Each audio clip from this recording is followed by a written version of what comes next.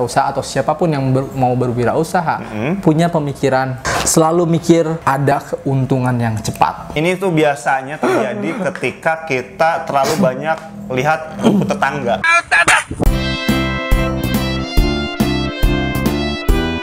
Mari ngevlog di Kebun Desain.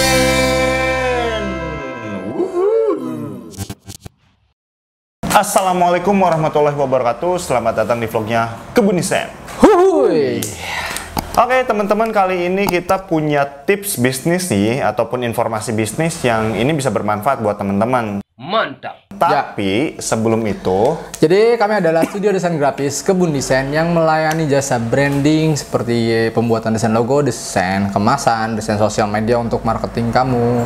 Pokoknya terkait dengan branding kami bisa. Untuk nomornya bisa lihat di deskripsi. oke itu ya. Jadi kita itu studio desain grafis yang tentunya juga banyak kasih informasi-informasi terkait dengan seputaran dunia bisnis, bahkan tips-tips bisnis kayak gitu ya. Iya.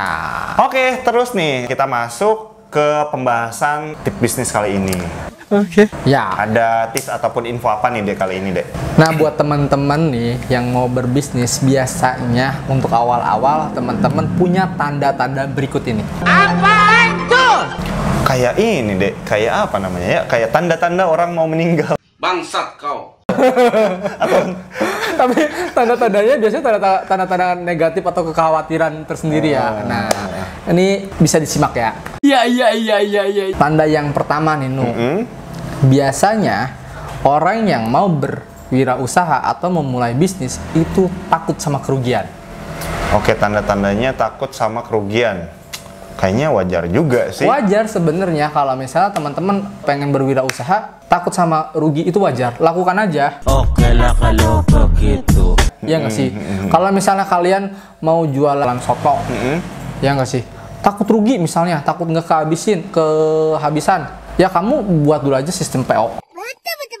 Iya. Sebenarnya sih rasa takut itu wajar dan ya bagus-bagus aja, tapi jangan yang berlebih mungkin gitu ya. Nah, jangan yang berlebih. Jangan sampai kalau berlebih mah, aduh nggak jadi deh, soalnya takut rugi. Nah, takut boleh, itu bisa jadi rem kamu, ya, betul. ataupun bisa jadi yang memacu kamu untuk belajar lebih dahulu kayak gitu ya. Oh, gitu. Jadi hal takut itu jangan membuat kamu jadi terkekang untuk melakukan sesuatu, tapi jadikanlah itu batasan untuk kamu biar bisa ngerem lah. Nice. Oke.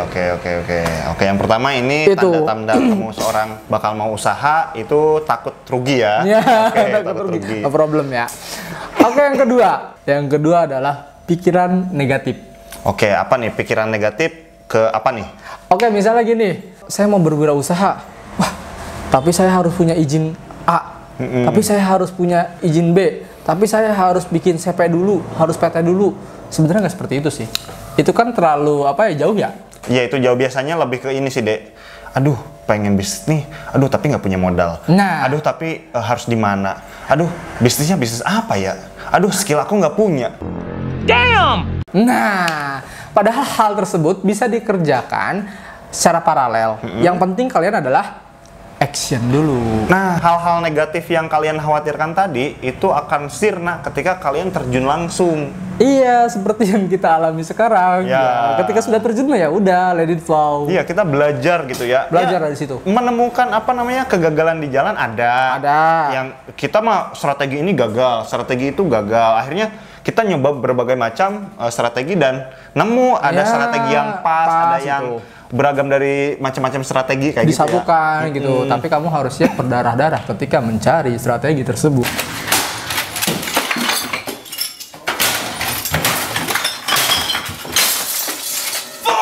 Ya, dan itu kita jadi belajar gitu ya. Oke. Nah, biasanya pengusaha atau UMKM atau apapun yang mau berwirausaha atau siapapun yang mau berwirausaha punya pemikiran selalu mikir ada keuntungan yang cepat. Oke. Ini tuh biasanya terjadi ketika kita terlalu banyak lihat rumput tetangga. Nah, itu dia. Padahal kenyataannya tidak seperti itu dan pahit bahkan. Ya, wah kok dia usaha baru satu tahun udah bisa kebeli mobil sih? Kok itu dia. belum tentu kita. Gitu. Kita mungkin malah bisa lebih, 1 bulan udah bisa bikin rumah sama mobil. Iya kayak gitu, bisa lebih cepat, bisa lebih lambat kayak tapi gitu ya. lebih lambat pun mungkin nanti di ujungnya bakal langsung gitu. Ya mungkin kita itu lambat itu bertahap gitu, Iya. nggak naik terus nggak langsung cepat Turun, gitu juga. gitu. Justru grafik yang bagus katanya kalau lihat dari prinsip ekonomi itu grafik yang apa namanya naiknya sedikit-sedikit. Iya pasti gini ya nih, turun naik. Turun tapi naik, turun turunnya tuh nggak gejlek. Nggak gitu gitu, ya, tapi turun, naik, jadi naik terus. Nah kayak gitu, itu grafik yang bagus ya. Itu grafik yang bagus, seperti itu. Nah, sambil ketika kalian turun, kalian di situ banyak belajar. Kenapa nih bisa turun? Kenapa nih ada kesalahan apa nih? Seperti itu. Jadi jangan kalian punya persepsi jualan langsung bisa beli untung besar ataupun bisa beli barang-barang mewah secepat itu. Enggak kayak gitu juga gitu ya. Enggak seperti itu. Malah itu jadi hal yang buruk ya. Nah, ini yang paling penting nih. Ketika kamu berwirausaha dan kamu belum paham soal kas usaha, itu bahaya. Jadi kalau misalnya kalian mencampur adukan antara uang pribadi dengan uang perusahaan, itu nggak benar gitu. Bahkan kalau misalnya kamu hanya mencatatnya itu asal-asalan, tidak membuat buku kas kecil lah minimal seperti itu bahaya juga. Iya, ini jadi banyak juga ataupun masih cukup banyak orang di kita gitu ya, itu nggak memisahkan modal dengan keperluan pribadi. Iya. Dicampur aduk ataupun keuangan bisnis dengan keuangan rumah itu karena ngerasa ini mah ada bisnis kita gitu. Iya itu bisnis kamu, cuman kamu harus pandai mengelola penulisan keuangan. Betul. Bahkan ada yang seperti ini, jangan sampai salah ya. Bahkan ada yang seperti ini. Ketika kamu jualan, misalnya jualan mie ayam gitu ya. Terus kamu udah makan mie ayam aja gitu. Nah itu kamu nggak bayar. Iya. Nggak, karena ngerasa punya sendiri gitu ya. Harusnya itu bayar. Ya. Gitu. Harusnya itu kita beli juga gitu ya. Betul sekali. Karena itu adalah jualan kalian, produk kalian yang harusnya tadi dijual ke mana? Ke si customer, dimakan sama kita. Gitu. Kayak gitu. Nah itu ya, jangan sampai kalian kayak gitu, itu berbahaya banget sih soalnya di keuangan. Pencatatan keuangan kayak gitu ya. Siap. Nah, yang berikutnya adalah tidak punya perencanaan usaha yang matang. Tapi kan Bang katanya harus action dulu. Kok harus rencana dulu? Nah, ini perlu dipahami ya. Maksud kita tuh action action. Jadi actionnya pun harus ada rencana. Jangan sampai kamu action tapi nggak ada rencana mau usaha apa. Bang, gimana sih ini ya? Gitu. Usaha dulu aja, yang penting usaha aja, ngeluarin modal jualan apapun gitu ya. Anda itu kalau jualan ngasal, nggak punya strategi, mau jualan ke siapa target pasarnya, cara jualannya kayak gimana, ya itu nanti bingung sendiri. Kayak jadi gitu. harus dikerucutkan gitu, dispesifikasikan. Kamu mau produknya apa? Misalnya seperti kita, produknya adalah desain grafis. Untuk siapa? Untuk mereka yang mau berwirausaha. Target marketnya juga siapa? Apakah UMKM menengah, UMKM yang ke bawah, atau UMKM yang middle up seperti itu? Itu juga ditentukan gitu. Walaupun kalian sudah punya produk yang spesifikasi. Gitu ya. Jangan karena ngedenger, langsung aja action. Pahami dulu itu banyak variannya kayak gitu ya. Action juga nggak ujug-ujug langsung action. Itu ada hal-hal yang harus diperhatikan kayak gitu. Rencana juga jangan kebanyakan rencana. Gitu. Rencana juga nggak yang serumit itu gitu, yang harus A, B, C sampai Z gitu ya, nggak kayak gitu juga gitu. Pokoknya yang simple. penting rencana itu yang garis-garis besarnya yang kalian pahami, kemudian langsung action gitu aja. Udah seperti itu. Kayak gitu. Nah, setelah kamu tadi belajar dari kesalahan tidak punya rencana, buat rencana tuh ya. Terus setelah buat rencana, kalian biasanya orang yang mau berwirausaha itu tidak mau riset pelanggan. Memang sih kemampuan riset itu perlu belajar sih ya. Memang perlu belajar, harus ada ini. Cuman ya tadi ketika kamu terjun langsung, itu kamu akan langsung belajar soal meriset pasar kayak gitu. Betul sekali. Bahkan menentukan harga pun susah tuh. Iya. Kadang kita bilang susah jujur. dinaikin, pelanggan kabur, diturunin, kita untungnya mepet banget, operasional jadi nggak ketutup dan sebagainya. Itu dilema banget untuk menentukan harga yang tepat gitu. Betul sekali. Jadi riset pelanggan penting. Saya kasih contoh seperti ini. Apakah Lamborghini dijual kepada orang-orang sipil biasa? Nggak mungkin, kan? Ya. Pasti Lamborghini punya strategi khusus untuk menjual ke target marketnya. Strateginya itu didapatkan dari apa? Dari riset. Mantap. Gitu. Jadi kalian ketika mau berwirausaha, coba aja riset kecil-kecilan. Misalnya kamu mau jualan panci nih. Oke, target marketnya siapa? Target marketnya panci ibu-ibu muda. Oke, udah spesifik tuh. Oke, sekarang riset nih. Ibu-ibu muda biasanya ada di mana? Kalau misalnya belum pandemi ya, biasanya suka ada ngumpul di sekolahan TK karena nganterin anaknya. Ya. Ada di mall. Ya. Ya nggak sih? Ada di arisan. Nah, kamu coba pendekatan ketiga tersebut. Jualan ke TK, ikut arisan dengan modus arisan padahal mah jualan panci gitu kadang. Terus juga coba ke mall untuk sebar brosur secara diam-diam gitu. Betul, kayak gitu. Ya banyak cara lah ya. Betul. Tapi riset itu penting. Itu penting. Kalian bisa belajar memahami itu. Ya riset kecil-kecilan aja, jangan yang rumit-rumit dulu kayak gitu. Seperti tadi. Nah, yang berikutnya adalah biasanya orang yang mau berwirausaha, kalau misalnya orang-orang yang memang udah jadul gitu ya, mereka kadang tidak mau berkolaborasi dengan IT. Oke, ya orang-orang tua dulu itu kadang ada yang ribet lah ya sama IT itu gitu, ataupun sama teknologi itu. Udahlah pakai HP itu yang Nokia zaman dulu aja, yang nggak usah Android, yang bikin pusing, bingung, banyak tombol kayak gitu.